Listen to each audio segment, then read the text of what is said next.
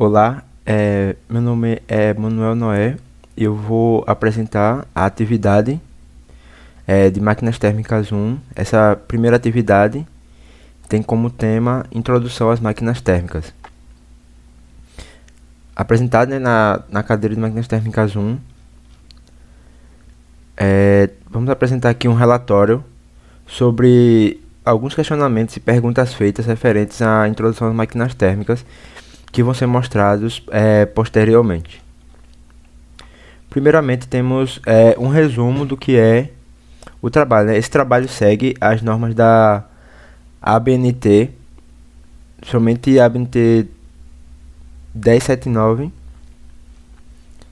que é sobre artigos científicos. Então, assim, vamos apresentar um resumo referente ao trabalho que foi exposto.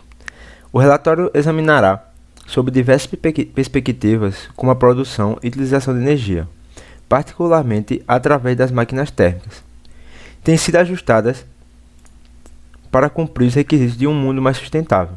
O cenário das unidades termoelétricas em construção no Brasil evidencia a busca do país por assegurar a segurança energética através de diversos combustíveis e tecnologias. Pernambuco se sobressai com centrais hidrelétricas em áreas estratégicas como Cabo de Santo Agostinho e Ipojuca. Os 17 Objetivos de Desenvolvimento Sustentável da ONU, particularmente os relacionados à energia renovável, ação climática e infraestrutura, ilustram como a utilização inteligente e inovadora de máquinas térmicas pode auxiliar diretamente nos objetivos globais. A utilização da energia solar em sistemas de aquecimento é um exemplo disso, proporcionando opções sustentáveis para o aquecimento e produção de energia. No ramo automobilístico, nota-se uma tendência dupla.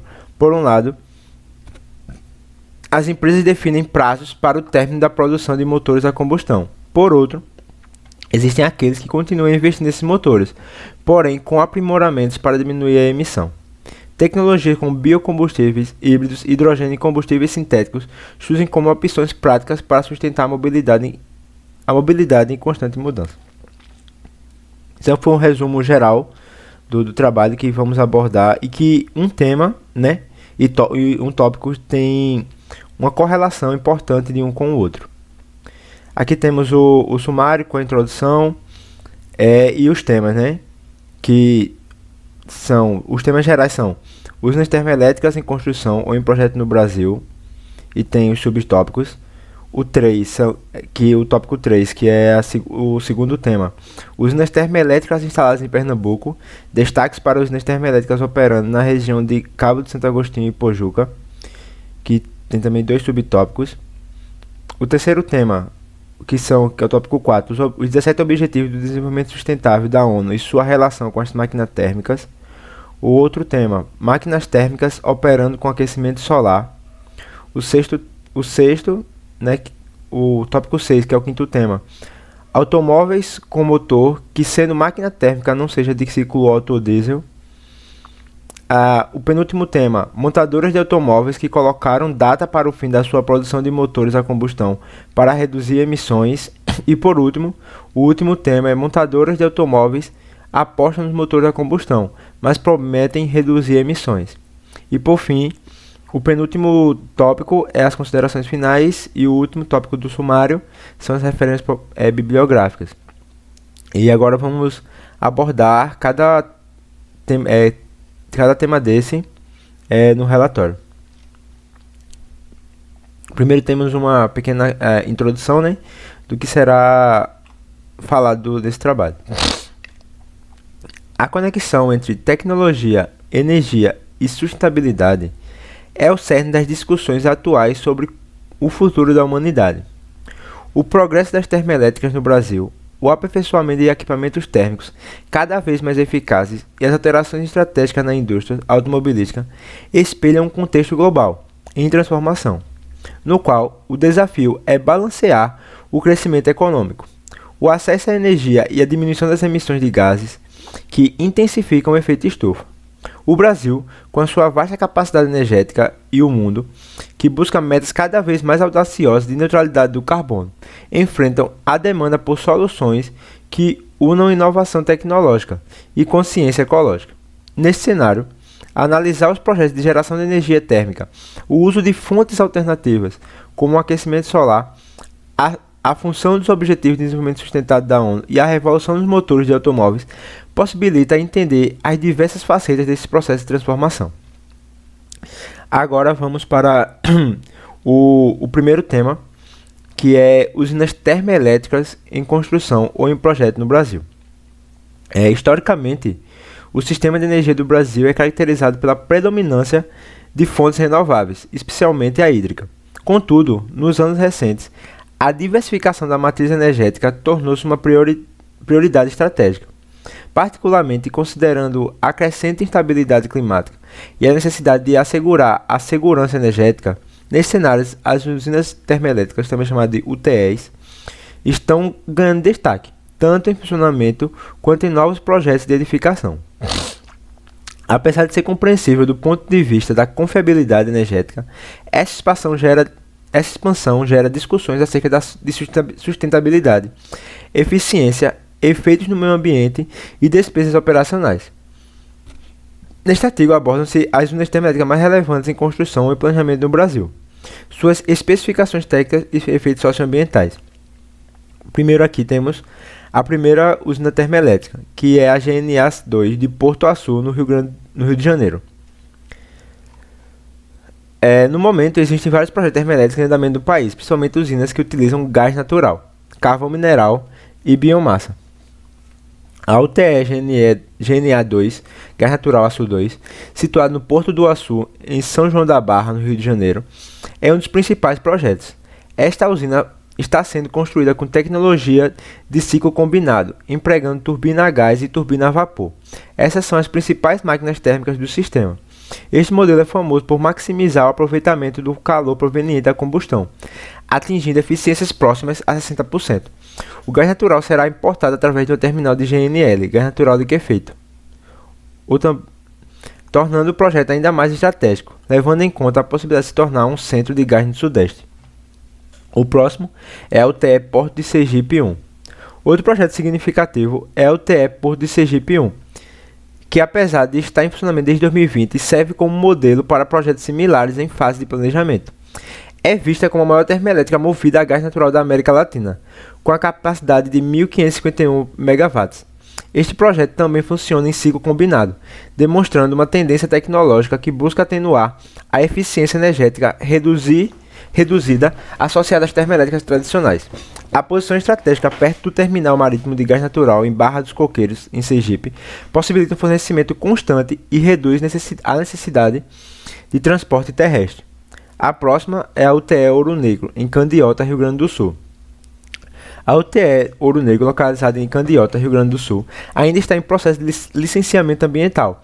Com a expectativa de produzir 725 MW, ela planeja usar o carvão da região da Campanha Gaúcha, um dos mais abundantes do Brasil. Embora o carvão seja uma fonte de energia disponível na região, sua utilização é frequentemente questionada devido ao seu impacto ambiental.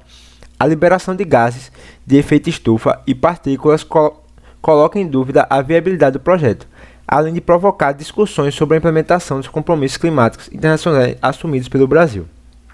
A próxima é a UTE Santa Elisa. Também existem perspectivas promissoras para o uso de biomassa.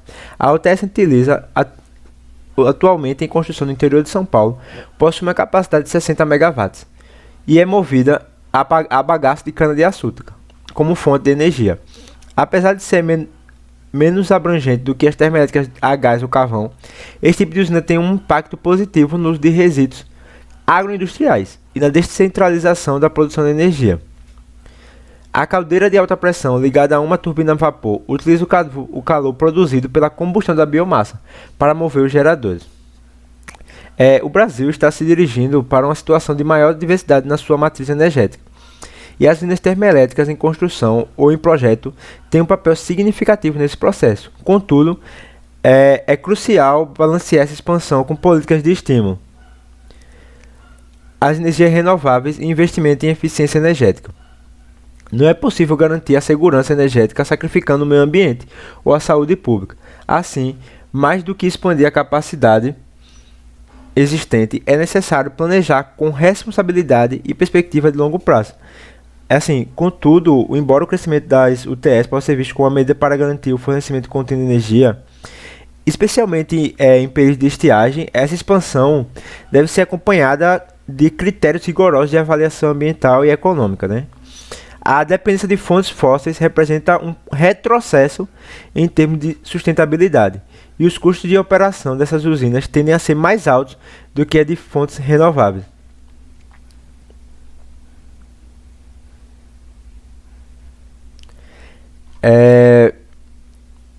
Em suma, o Brasil caminha para um cenário de maior diversidade na matriz energética, e as minas termoelétricas em construção ou em projeto desempenham um papel relevante nesse processo. No entanto, é essencial que essa expansão seja equilibrada, com políticas de incentivo a energias limpas e com investimento em eficiência energética. A segurança energética não pode ser alcançada a custo do ambiente, como foi falado anteriormente. Agora, o próximo tema são as usinas termoelétricas instaladas em Pernambuco. Destaque para as usinas termoelétricas operando na região de Cabo Santo Agostinho e Pojuca. O estado de Pernambuco, tradicionalmente reconhecido pela sua riqueza cultural e potencial turística, também tem se sobressaído nos últimos anos como um importante centro energético do Nordeste do Brasil.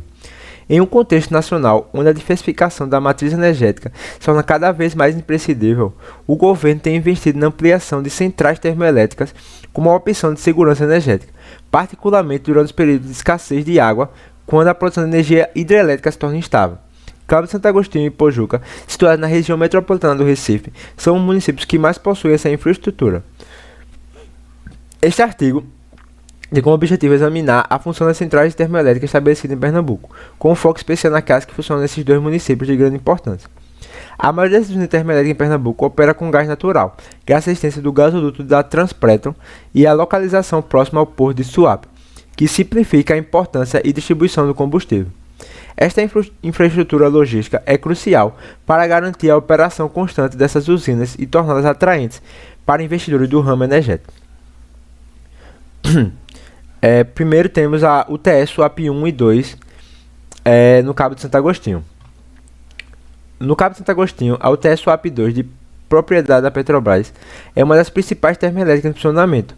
A usina, com capacidade instalada de 381 MW, funciona em ciclo combinado, empregando turbinas a gás e a vapor, para obter uma eficiência energética superior. A usina termoelétrica de Suape 2 é uma opção estratégica para suprir a região metropolitana do Recife, particularmente em períodos de alta demanda ou de falta de energia de outras fontes.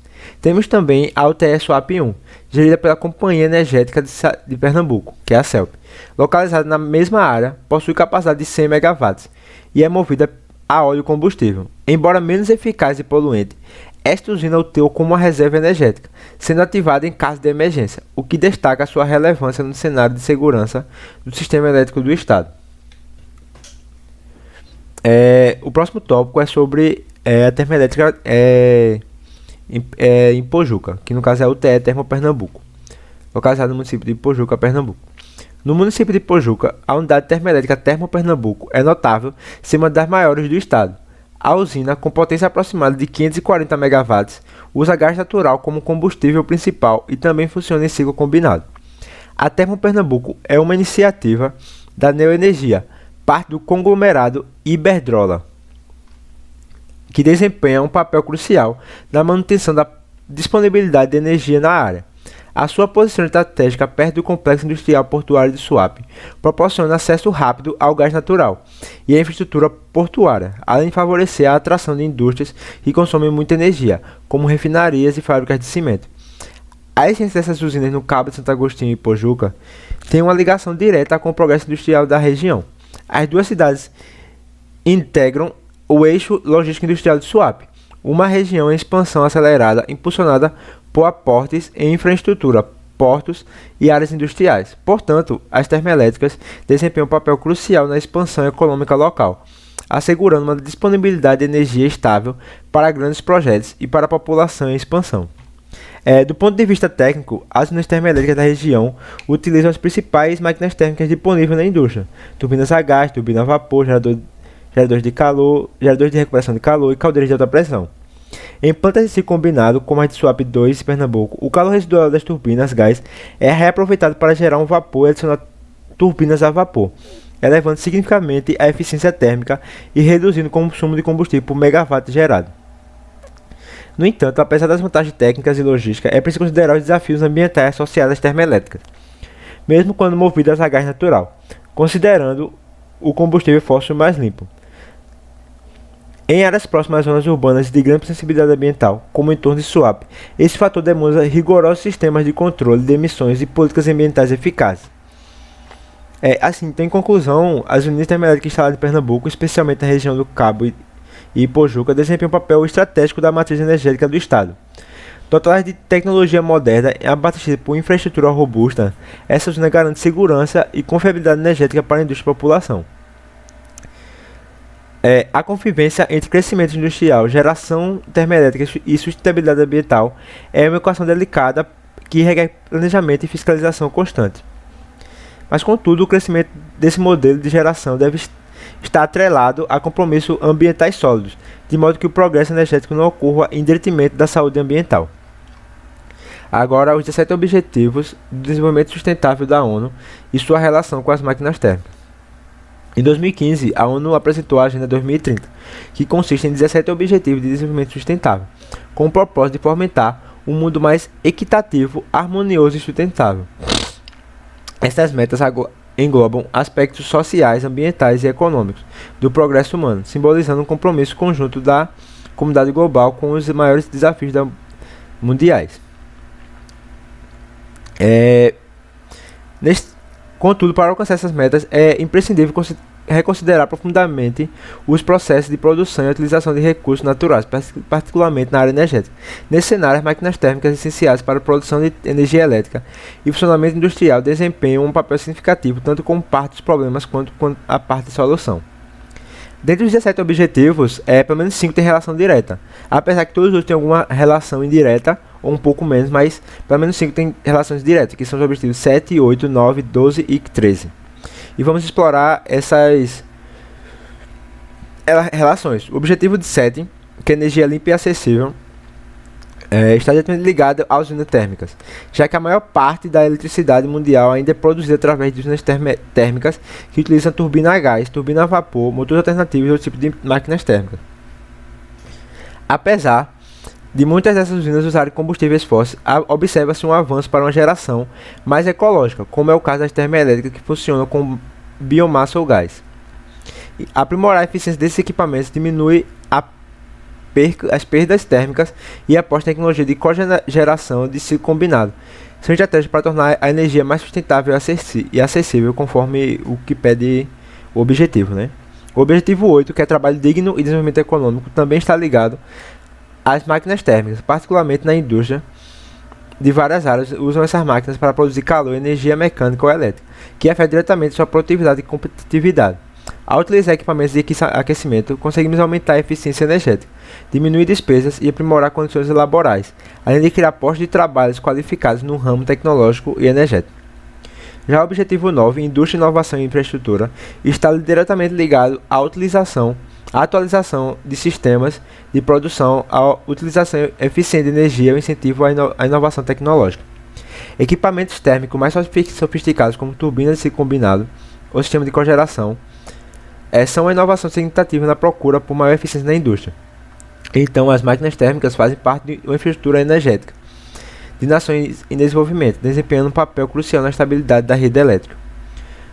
Já o objetivo 12, consumo e produção responsáveis, sugere uma revisão dos métodos convencionais, de geração de energia, máquinas térmicas eficazes que funcionam com menos desperdício de combustível. A utilização do calor excedente, a utilização de biomassa renovável e a regulação das emissões de gases são ações que contribuem para tornar o uso de energia mais consciente. Em última análise, temos o objetivo 13, que é a ação contra as alterações climáticas, que é diretamente afetado pela maneira como empregamos as máquinas térmicas. A queima de combustíveis fósseis em caldeiras e em turbinas tem um impacto significativo na emissão de gases que intensificam o efeito estufa. A mudança para tecnologias mais sustentáveis, a utilização de recursos e a troca de equipamentos obsoletos por versões mais eficientes são medidas efetivas que contribuem para amenizar os impactos das alterações climáticas. Então, assim, embora todos os objetivos possam parecer distantes do universo da máquina térmica, por exemplo, mas ainda eles têm alguma ligação direta. Por exemplo, ao melhorar a eficiência energética com o objetivo 7, podemos liberar recursos para políticas de saúde, educação e combate à pobreza, que são os objetivos 3, 4 e 1. A energia, portanto, atua como uma base de sustentação para os demais objetivos. Assim, de forma como operamos ou projetamos e integramos essas máquinas ao nosso sistema energético e produtivo, pode acelerar ou retardar o progresso em direção a um futuro mais equilibrado e justo.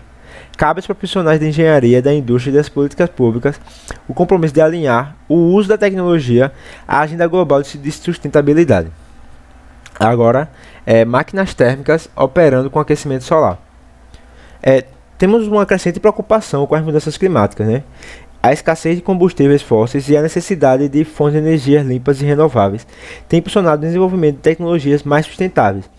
Neste contexto, o uso do aquecimento solar como a fonte de energia para máquinas térmicas tem ganhado bastante destaque, como alternativa promissora. A integração entre energia solar e máquinas térmicas representa um avanço tecnológico significativo, permitindo eficiência energética, redução de impactos ambientais e autonomia energética. Assim, então, as máquinas térmicas são equipamentos que convertem energia térmica, né, em trabalho mecânico, geralmente ligado a turbinas, motores ou sistemas de resfriamento. Normalmente, essas energias térmicas são obtidas através de combustão de combustíveis fósseis, tais como carvão e gás natural. No entanto, a utilização de energia solar térmica para gerar calor tem se mostrado uma opção eficaz e ecológica correta para a operação desses aparelhos. As usinas solares termoelétricas, também conhecidas como usinas heliotérmicas, são as mais difundidas das máquinas térmicas com aquecimento solar. Tais estruturas empregam coletores solares, tais como espelhos parabólicos ou torres centrais. Assim, o funcionamento dos equipamentos é similar ao da termoelétrica tradicional. A diferença é que a fonte de calor é renovável e não causa poluição. Esses sistemas empregam o calor recolhido por coletores solares para ativar ciclos termodinâmicos que favorecem o resfriamento de espaços ou produtos. Uma outra utilização pertinente é a utilização de motores Stirling alimentados por energia solar. O motor Stirling é um equipamento térmico de ciclo fechado que funciona com uma variação de temperatura entre as duas partes. Esse tipo de motor tem sido utilizado em sistemas de geração de eletricidade autônoma e em satélites espaciais devido à sua confiabilidade e eficácia. Os benefícios ambientais e econômicos dessa integração são notáveis, né? Primeiro, o uso do sol como fonte de energia, já que elimina a queima de combustíveis fósseis e também diminui a dependência de fontes externas de outros tipos, né? No entanto, o desafio em questão de técnicas e estruturais principalmente, né? Mas apesar do desafio, é inegável que as máquinas térmicas alimentadas por aquecimento solar são um passo importante da transição energética, que também está ligado à parte do desenvolvimento dos Objetivos de Desenvolvimento Sustentável oferecidos falados pela ONU, né? Automóveis, o próximo tema é automóveis com motor que, sendo máquina térmica, não seja de ciclo Otto ou diesel. Primeiro, vale ressaltar que as máquinas térmicas são aparelhos que transformam energia térmica em trabalho mecânico ou qualquer outro tipo de trabalho. Os propulsores Otto, que utiliza gasolina, etanol e diesel, óleo combustível, são os mais comumente empregados nos veículos atuais. Ambos funcionam através da combustão interna, transformando diferentemente o calor produzido pela combustão do combustível em movimento mecânico. Contudo, há outras configurações de motores térmicos que também executam esse procedimento adotando diferentes estratégias de ciclo termodinâmico ou de construção. O motor Stirling, uma máquina térmica de ciclo fechado, opera através de compressão e expansão de um gás a diferentes temperaturas, transformando a energia térmica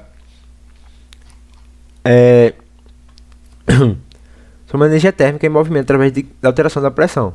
Diferentemente dos motores Otto e diesel, o Stirling não utiliza combustão interna. A energia térmica pode ser obtida de várias fontes externas, como combustíveis fósseis, biomassa, energia solar, até mesmo resíduos térmicos.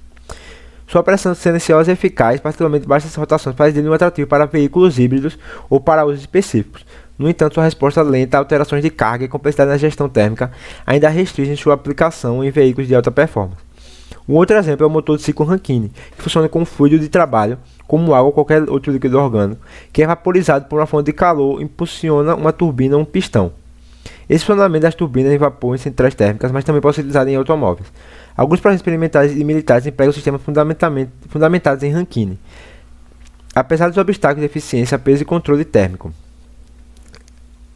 Existem também os motores Brayton, de ciclo Brayton, né?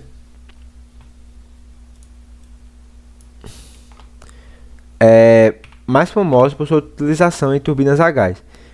Nesse processo, o ar é comprimido e aquecido através de combustão ou em outra fonte de calor, e então expandido através de uma turbina. A grande parte dos aviões ou comerciais emprega esse princípio, contudo existem esforços para adaptar o ciclo Brayton em veículos terrestres. Por exemplo, a empresa americana EcoMotor já testou versões menores e mais eficazes de turbinas para os veículos. Os motores Brayton possuem a vantagem de funcionar com diversos combustíveis e alta potência, né? Outro que temos aqui é o motor Wankel. Apesar de utilizar combustão interna, difere do Otto, tecnicamente por ser rotativo e contínuo. Os motores Wankel têm sido empregados em carros da Mazda por várias décadas e continuam sendo pesquisados para uso dos híbridos, particularmente na forma de geradores compactos de eletricidade. A principal vantagem dos motores alternativos é sua habilidade de funcionar com uma variedade de fontes de calor e frequentemente com uma eficiência térmica superior. Eles também propõem estratégias para diminuir as emissões e utilizar fontes renováveis.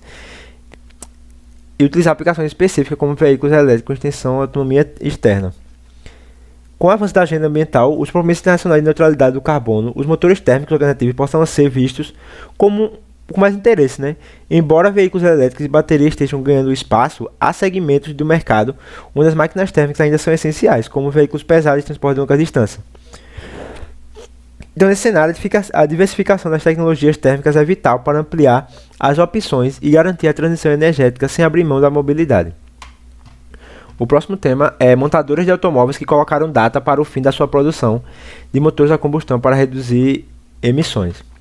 Nos anos recentes, a crise climática mundial tem forçado todos os segmentos da indústria a reavaliar seus padrões de produção. E no setor automobilístico não foi diferente, né? Principalmente considerando as emissões de dióxido de carbono. Se tornou nesse contexto, vários fabricantes de automóveis anunciaram datas para encerrar a fabricação de vários veículos equipados com motores de combustão interna, que no caso é o ciclo Otto e diesel, como foi falado anteriormente, escolhendo opções mais ecológicas como os carros elétricos e movidos a hidrogênio.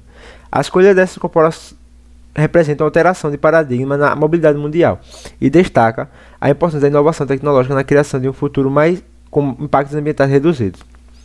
A Volvo foi a primeira montadora tradicional a tomar uma decisão importante, anunciando o término da fabricação de veículos exclusivamente movidos a combustão até 2030. A companhia sueca anunciou que essa data todos os seus novos modelos serão totalmente movidos a eletricidade.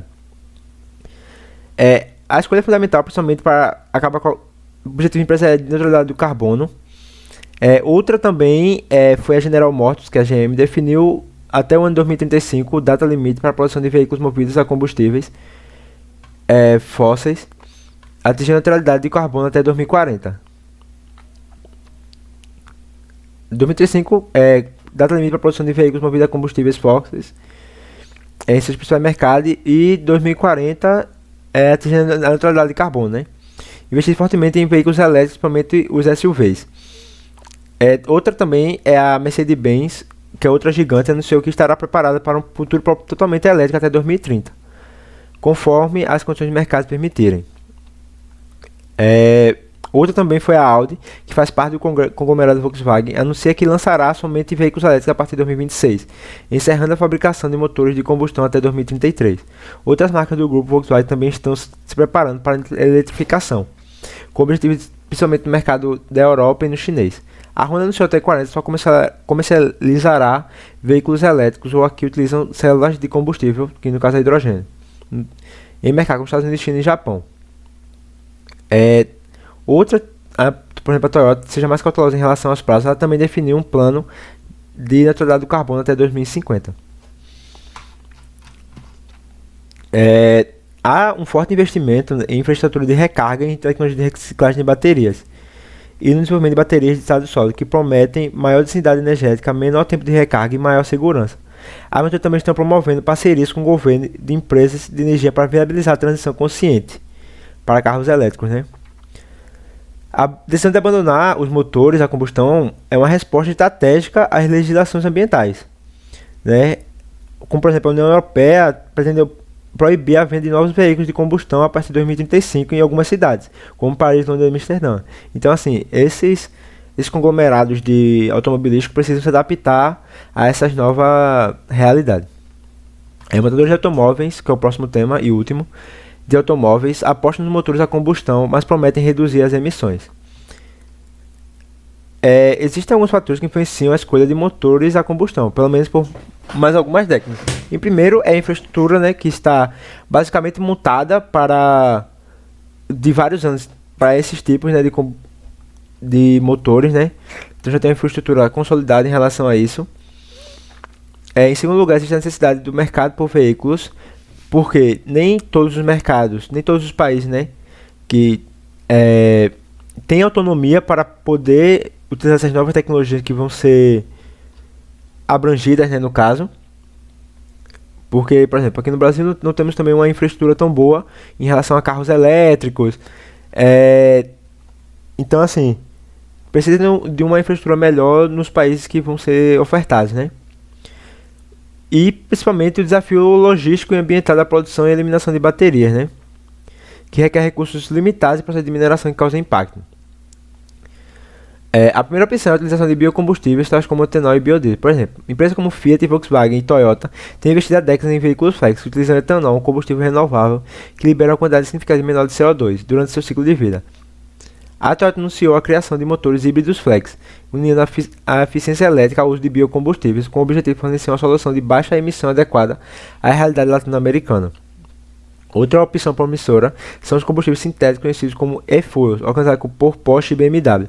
Estão aportando recursos em estudos sobre combustíveis derivados de fontes renováveis, como hidrogênio verde e o CO2 extraído do ar, apesar de ainda estar em fase, né, experimental. As tecnologias de economia de energia também têm se mostrado uma aposta significativa. Fabricantes como Ford, Stellantis e Hyundai estão melhorando os motores de combustão para diminuir o uso de combustível e as emissões de gases. Isso engloba também sistemas como injeção direta e turbocompressores. Esse, primeiramente, tem potencial para diminuir consideravelmente, né, as emissões por quilômetro percorrido.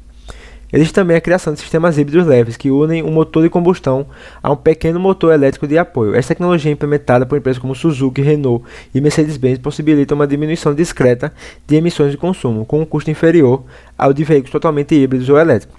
Esta tem sido percebida como uma opção de transição eficaz, particularmente em mercados em desenvolvimento. Adicionalmente, algumas empresas estão investigando a aplicação de hidrogênio em motores de combustão interna, uma opção distinta da célula de combustível. Por exemplo, a Toyota vem desenvolvendo protótipos com essa tecnologia, onde o hidrogênio é queimado de maneira parecida com a gasolina, porém sem a liberação de CO2, apesar de que ainda enfrenta obstáculos técnicos como a gestão de NOx e o armazenamento de hidrogênio. Essa estratégia é mais um esforço para manter o motor a combustão alinhado ao novo paradigma ecológico. Assim, então, em resumo, as montadoras que optam por manter os motores e a combustão não estão simplesmente apenas resistindo à mudança, mas buscando caminhos tecnológicos alternativos para torná-los mais limpos, eficientes e compatíveis com um futuro de baixas emissões. A eletrificação plena ainda está em processo de consolidação em soluções híbridas. Biocombustíveis, combustíveis sintéticos e aperfeiçoamento térmicos continuam sendo estratégias importantes para equilibrar a viabilidade econômica, infraestrutura existente e compromissos ambientais. Assim, o futuro da mobilidade não está restrito a uma única solução. A coexistência de diferentes tecnologias, inclusive os motores a combustão aperfeiçoados, pode ser a chave para uma transição energética gradual, realista e eficaz. Nesse processo, cabe aos consumidores, governos e empresas colaborarem para que a inovação caminhe junto com a responsabilidade climática. Como aqui temos as considerações finais, né? A mudança energética mundial está ocorrendo e as rotas escolhidas espelham tanto a pressão ambientais quanto a restrições tecnológicas e econômicas presentes. Termoelétricas mais eficazes, máquinas térmicas ajustadas a energias renováveis e veículos com menor impacto ambiental são soluções viáveis para os desafios climáticos e energéticos atuais. Contudo, para uma transição justa e eficaz é necessário mais do que inovações isoladas. Requer-se uma transformação de mentalidade, investimentos constantes em pesquisa e infraestrutura, além de uma coordenação entre políticas públicas, setor privado e sociedade civil. O futuro da energia e da mobilidade será híbrido, variado e progressivamente voltado para a sustentabilidade, e o Brasil, com a sua competência técnica e abundância de recursos, possui grande capacidade para liderar esse processo. Então podemos ver nesse trabalho que, assim, todos os sistemas estão ligados e, assim, cabe a nós juntamente com todos os setores que foram falados, assim, um grande esforço das indústrias, setores automobilísticos, política pública, nos juntarmos para, assim, para promover alternativas de um futuro sustentável, né? De energia sustentável que, como podemos ver, essas ligações de máquinas térmicas, produção e geração de energia, né? Emissões de gases e a mudança para para carros elétricos, tudo está ligado para um futuro sustentável. E com essa ligação dessas máquinas com os objetivos fundamentais, né, da ONU de sustentabilidade, podemos assim criar um mundo mais sustentável e assim um mundo melhor, porque podemos ajudar em diversas áreas como educação, saúde, entre outros. Aqui temos no 10º tópico as referências bibliográficas que pode ser acessado através do relatório. Agradeço por ter escutado até aqui e até a próxima.